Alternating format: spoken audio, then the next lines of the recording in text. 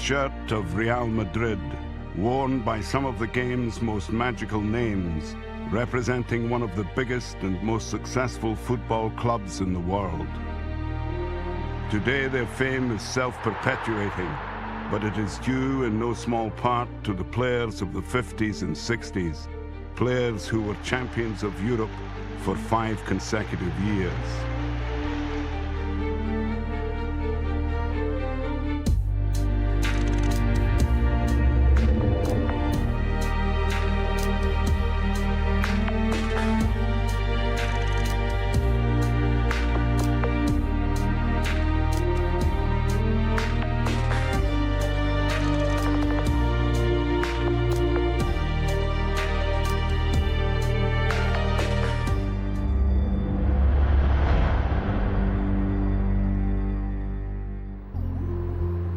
The Santiago Bernabeu, Real Madrid's home since December 1947. It is one of football's most famous stadiums, housing one of its most famous teams.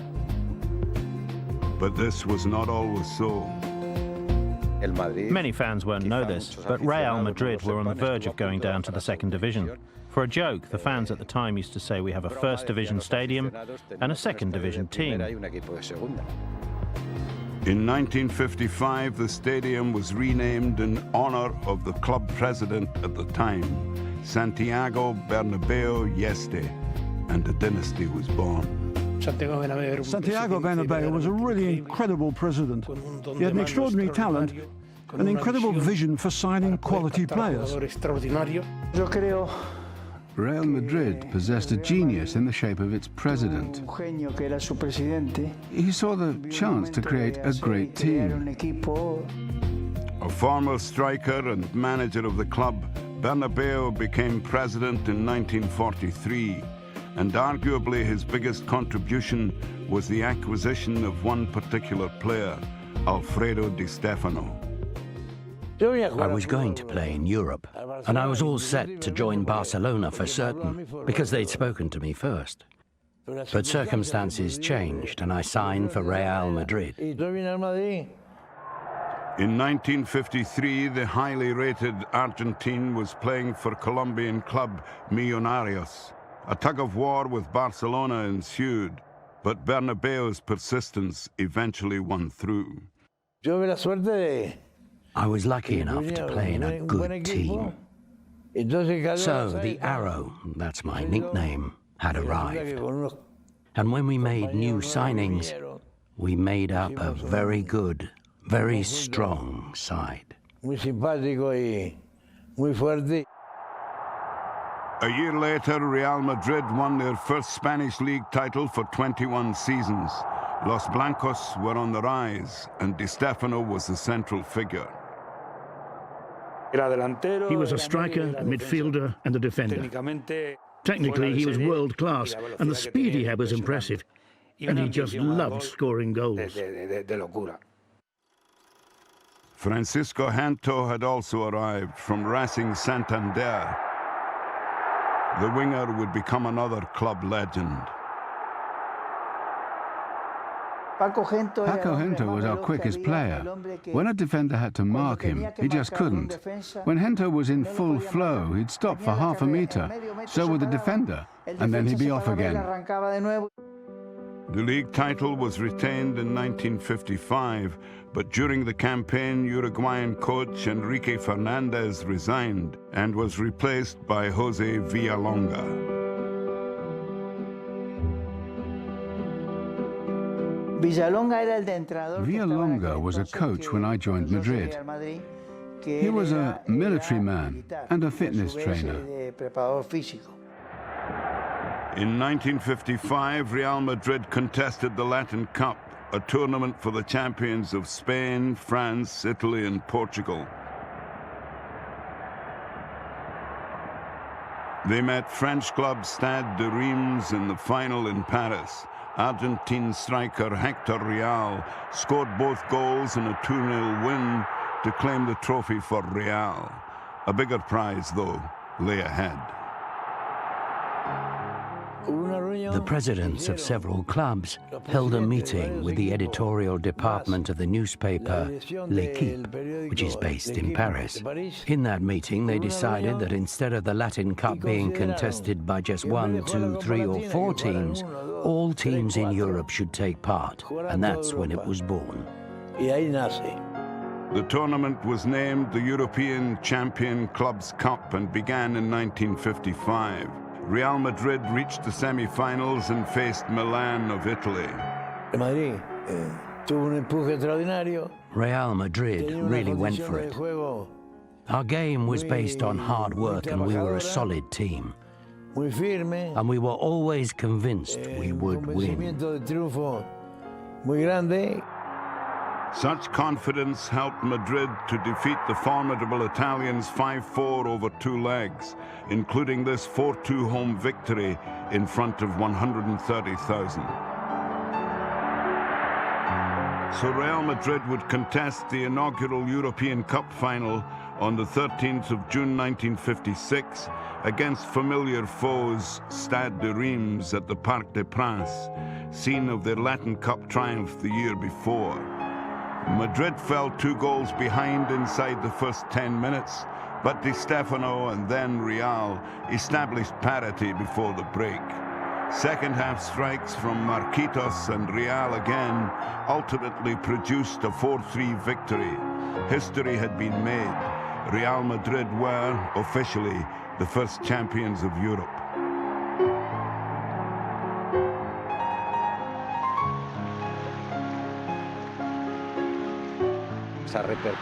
The repercussions of such a sporting success had an influence on the social and economic aspects of a country led by Franco's dictatorship. It was hugely important in all aspects and across the whole of Spain. Nowhere more so than back in the Spanish capital, where a hero's welcome awaited. People were lining the street from the airport, waiting for us. We were driven past the fans in open-top cars, and they applauded us. For Bernabeu, this was just the beginning. He immediately signed Raymond Kopa from Reims following his impressive performances against Real Madrid. The team were getting better and better. We had to strengthen because the others in Europe were bolstering their squads. Kopa soon became a favorite in Madrid, and the new season also marked the first team debut of a youngster who had progressed through the club ranks, Juan Santisteban. Many times in the dressing room, I used to look around me and think about who I was seeing in front of me. I told myself, one day I'm going to enjoy the fame that these players have and play as well as they can. Santisteban helped Madrid defeat Manchester United 5-3 on aggregate in the semi-finals of the European Cup, and the 1957 final would be held in reassuring surroundings. The Santiago Bernabeu hosted the final that year. Home advantage ensured the holders were favourites to defend their title against Fiorentina of Italy. Real Madrid couldn't cope with the demand for tickets, and Mingote, a great caricaturist who died recently, sketched a wizard saying, "Ask me for anything you want, apart from a ticket for Real Madrid and Fiorentina." Spanish head of state Francisco Franco was among a crowd of 124,000.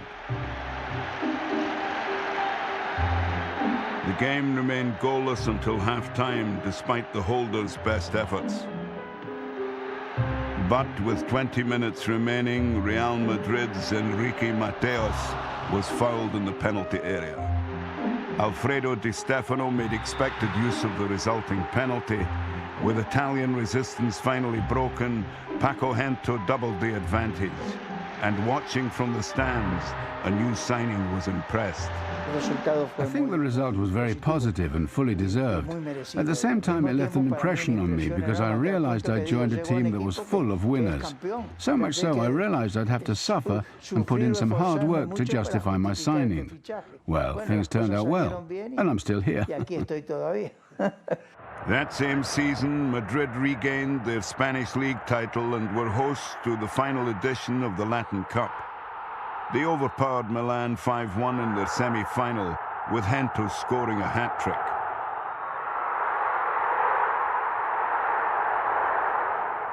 In the final, they met Portuguese champions Benfica. Di Stefano scored the only goal. At the time, it was an important tournament, but only the Latin countries took part in it. And it was a battle because Real Madrid were desperate to win it, and the rest wanted to beat us. So there was a rivalry and a chance to be the best. But shortly afterwards, manager Jose Villalonga fell out with Bernabeu, who replaced him with the Argentine Luis Carniglia from the French champions Nice. The following season, after demolishing Belgian champions Antwerp 8-1 over 2 legs, Madrid eliminated Sevilla 10-2 on aggregate in the quarter-finals, including this 8-0 annihilation at the Bernabeu.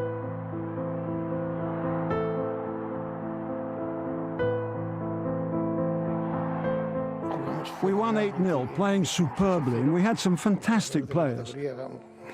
It was a game never to be forgotten because of what it stood for, with a view to the future. It gave us the confidence to keep on going. Madrid confronted Milan in the European Cup final in Brussels shortly after keeping their Spanish league title.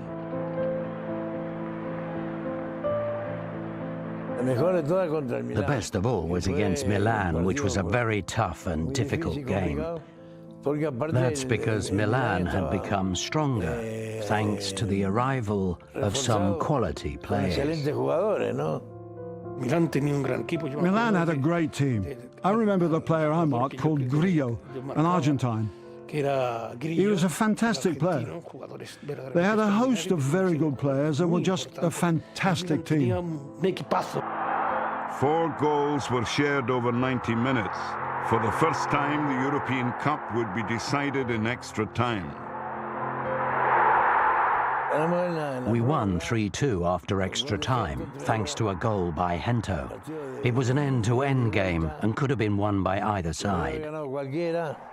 It was another of those satisfying moments which we enjoyed on a regular basis. But Milan could easily have beaten us as well. The citizens of the Spanish capital were used to political upheavals, but few foresaw how the Hungarian Revolution of 1956 would affect Real Madrid. Around 200,000 Hungarians fled their homeland, among them Ferenc Puskás, who'd impressed for club, Honved and country during the 1950s.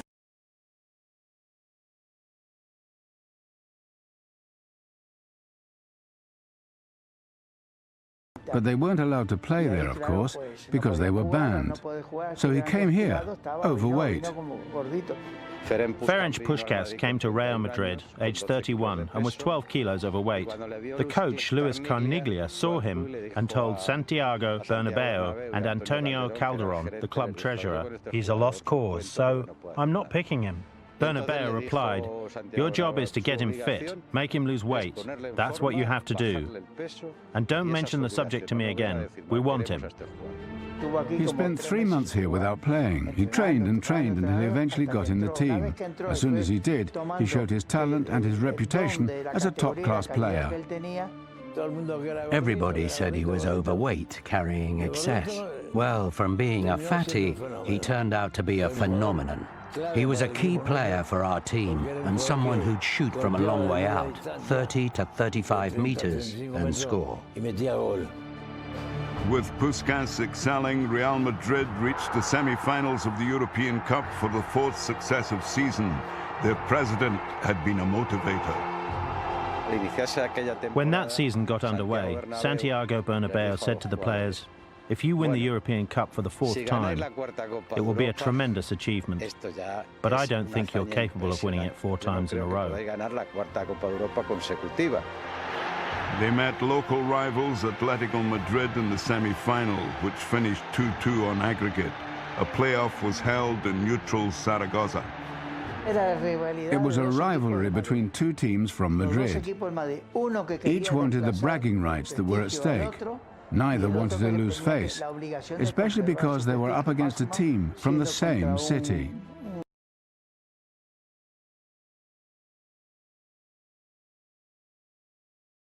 Half-time settled the tie. The feeling was one of complete relief because the pressure of having to win was so strong that you were thinking about the game 2 weeks in advance. Once it was played and we got through, we took a rest mentally, and that allowed us to prepare ourselves for another final. This time Madrid travelled to Stuttgart in West Germany, where they once again met old adversaries, Reims. A healthy but friendly rivalry had been established between Reims and Real Madrid. But Real Madrid were the finished article. We worked hard and we were confident we'd win. There was never any overconfidence, though. 4 years earlier, Madrid had been 2 down after 10 minutes against the same opponents. This time, however, Enrique Mateos put Madrid ahead in the first minute. Alfredo Di Stefano doubled the lead in the second half to ensure the trophy stayed at the Bernabeu, the biggest possible consolation for relinquishing the league title to arch-rivals Barcelona. It sunk in that we'd won the trophy 4 years running, but we never thought we'd have the chance to win a 5th. Albeit with a new manager, former captain Miguel Munoz had been appointed. The decision was questioned in some quarters, since he had retired from playing only the season before. In the meeting they had in Alfredo Di Stefano's house, Santiago Bernabeu asked him, "What do you think if Miguel Munoz took charge of the team?" He replied, "Santiago, you never know. He's a homegrown product, someone who's played for the club, so it's worth a try." Despite managerial changes, Madrid once again qualified for the semi-finals of the European Cup, scoring 18 goals in the 2 ties that took them there. Awaiting them were the reigning Spanish champions and their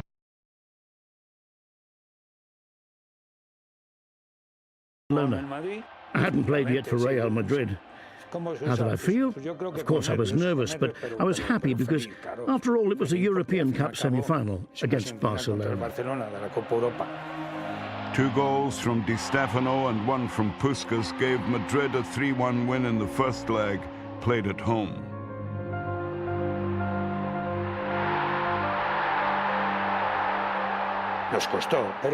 It was hard for us. But I do think that we had the best team in the world, by a long way. And that's what the results showed. At the Camp Nou, Munoz looked on as his all-conquering players won the second leg by the same scoreline to reach the final for the 5th year in a row. It seemed that everyone wanted us to lose. Well, not the Madrid supporters, but the rest were really desperate for us to lose so that our winning streak would finally come to an end. The 5th European Cup final was to be played in Glasgow. Madrid's challengers would be Eintracht Frankfurt of West Germany, a team that had slaughtered Rangers of Scotland 12-4 on aggregate.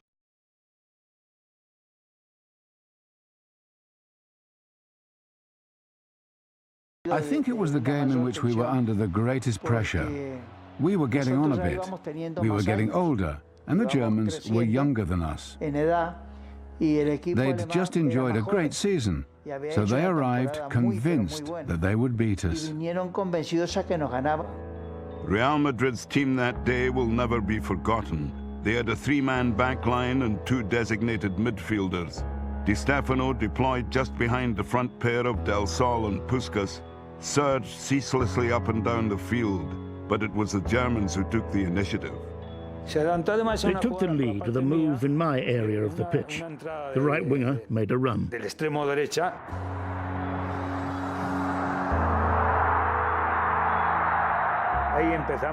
From there, we began to think, we're one behind and we better get our act together. These are extremely dangerous. The Germans scored first and were leading 1-0. Then one of their shots hit the post, and that would have put them 2 up. But in the end, we fought back. And we went on to score all those goals against them. That goal cost them the title. We reacted and just hammered them, scoring one goal after another, and it could have been more. Di Stefano and Puskás both scored twice as Real Madrid forged a 4-1 lead.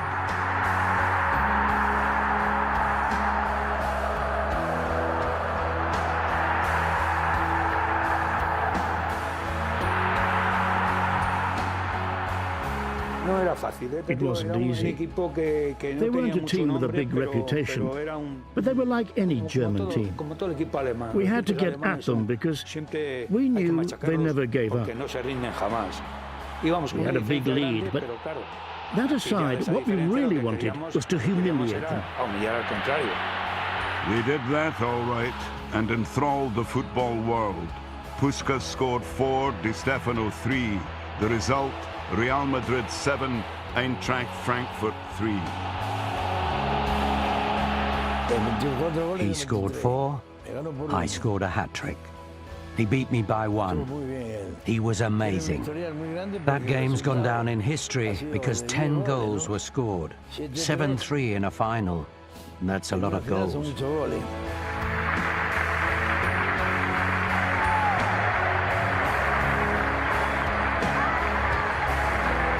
I don't think 10 goals will be scored ever again in the final of a European Cup. I really don't. Nothing's impossible in football, apart from that. As European champions, Real Madrid then met the champions of South America, Peñarol of Uruguay, in the inaugural Intercontinental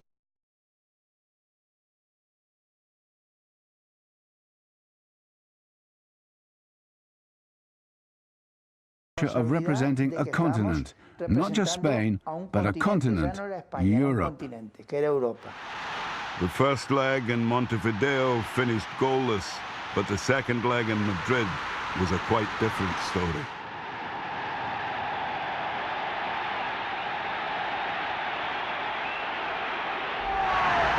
After 10 minutes, we were winning 3-0, and we also hit the post 3 times. That told us that we were going to win the game. We won, and won convincingly. 5-1 in fact, a result that made Real Madrid football's first club world champions. It proved that we were the best team in the world. We had a fantastic team. But we were all getting older. Alfredo was getting older. Others were as well. Of course, even their glory had to fade. The following season, Barcelona extracted revenge by eliminating the 5-time champions 4-3 on aggregate in the first round.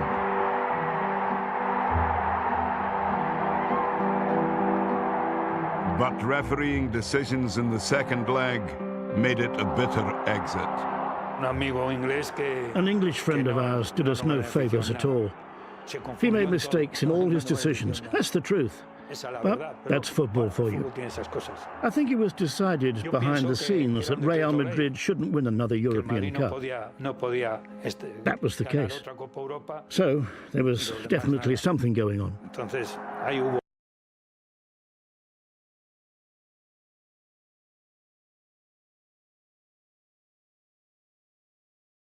Continued to reverberate through the lore of the game. From 1954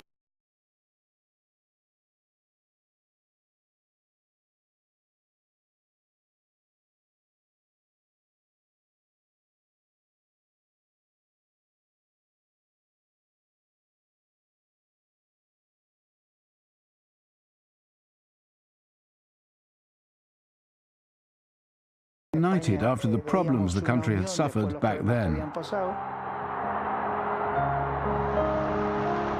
There was none of that jealousy that generally seems to exist in teams, like I think I'm better than you, or you think you're better than him. No, not at all. Every single one of us was aware of our own individual abilities and those of our teammates.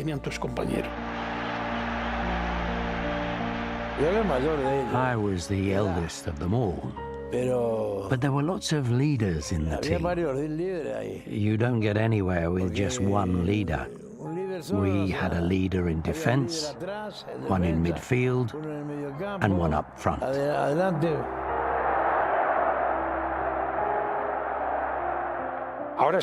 It's only now that you realize what impact playing in that final has had. It's only now you become aware that winning the European Cup is the ultimate. Sadly, most of them are no longer with us, but their achievements will live as long as football. Real Madrid, the archetypal champions.